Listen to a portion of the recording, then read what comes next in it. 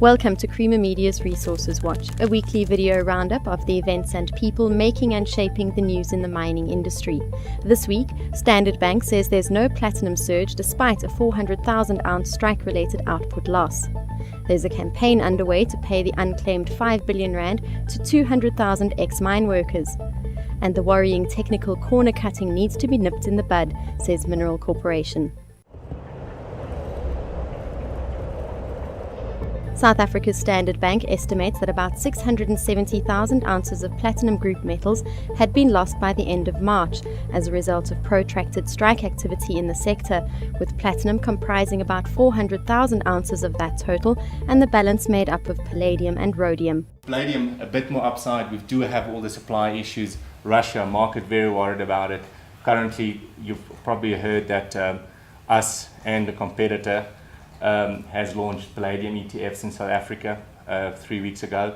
Good uptake there, which takes out even more inventory out of the market. And that's why we think palladium possibly better supported.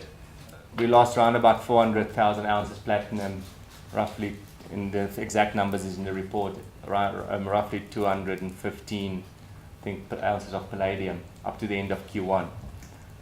The longer the strike extend, obviously, the larger our forecasted deficit. A campaign is underway in the mining industry to find more than 200,000 former mine workers who were owed at least 5 billion rand in unpaid Provident Fund, occupational disease and service award claims. This big bulk of 5 billion rand is for outstanding claims. So these are old cases, and the older a case is, the more difficult and therefore costly it is to find. At least half, we believe, our research shows us, at least half of the backlog, the 5 billion rand, is owing to people who don't even know that they are owed that money. And for the remainder, the other 100,000, are people who know that they owed the money, but the cost of getting their money settled, their claim into their bank account, is very high.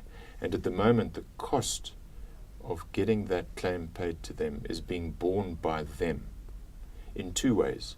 They either make frequent long-distance journeys to the mines or to the institutions representing these funds to get that money paid to them, or out of desperation, they agree to individuals helping them who often demand more than half of the value of the settlement.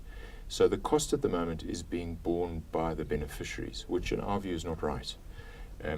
We have started discussions with the various stakeholders on how that should be paid. Thankfully, recent changes in the Pensions Fund Act allows trustees to spend a certain proportion of the interest earned on these monies to be spent on tracing. And we feel that the most efficient way to do that would be to do that through the Teba Limited infrastructure.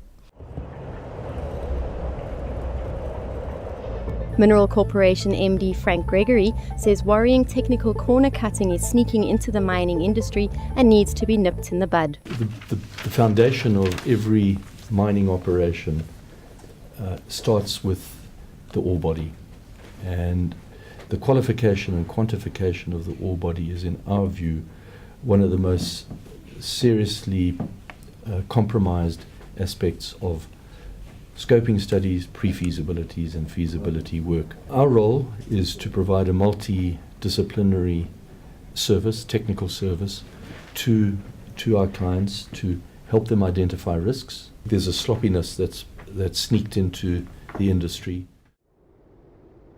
For mining news as it breaks, stay logged onto miningweekly.com and register for our free daily newsletter.